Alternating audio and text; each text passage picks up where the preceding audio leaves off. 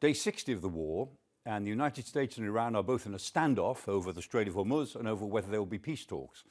Both of them like to pretend that the other side is under time pressure, but in reality they're both under time pressure for different reasons.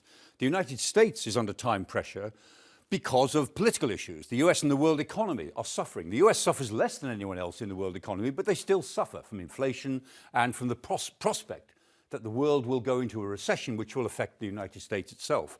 Then there's the midterm elections in November, which are a real worry to the Republicans at the moment, and the fact that in global relations, the United States is pretty unpopular around the world because it's causing such economic disruption. Iran has more specific reasons to worry about the clock that is ticking for them. They desperately need sanctions relief because the war has already damaged their economy so much. More than that, they have an oil storage problem.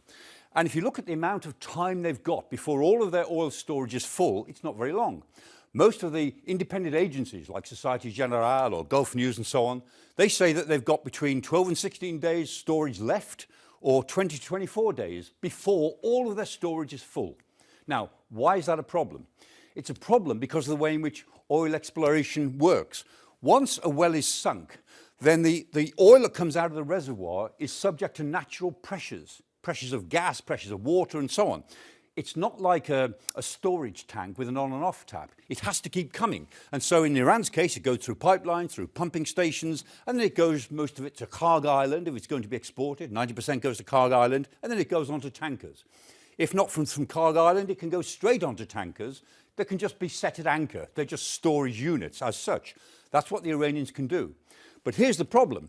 Once their storage is completely full, then the oil backs up and the pressure builds up back to the wellhead such that it can destroy the wellhead. It can make it impossible for that wellhead to be repaired. It can destroy it for all time, and it can pollute the reservoir.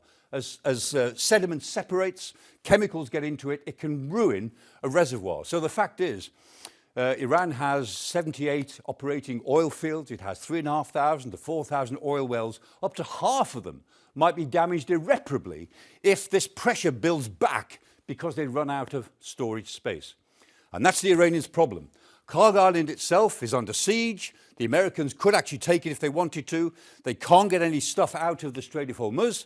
And in the global economy, although they're sending most of their oil to China, in fact, they've got a bigger problem because they've got tankers elsewhere in the world, some of which could come back empty, but they can't get back in because the Americans are blockading the straits in their blockade line from Pakistan to Oman.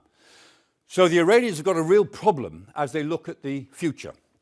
Their storage problem is such that if this turns out to be true, the maximum 24 days after which there is irreparable damage to their oil industry that will go years into the future.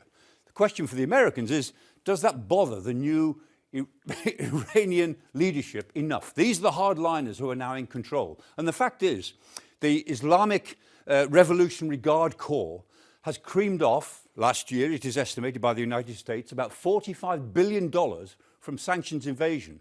They've actually taken about a third of all of Iran's wealth for their own purposes. So even though Iran may suffer a fatal economic hit with this storage problem, the new leadership may still not be driven by that to the peace table.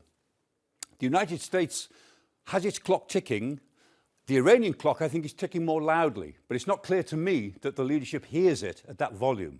On the other hand, the United States clock that ticks is ticking a political sort of rhythm, and President Trump certainly is hearing that.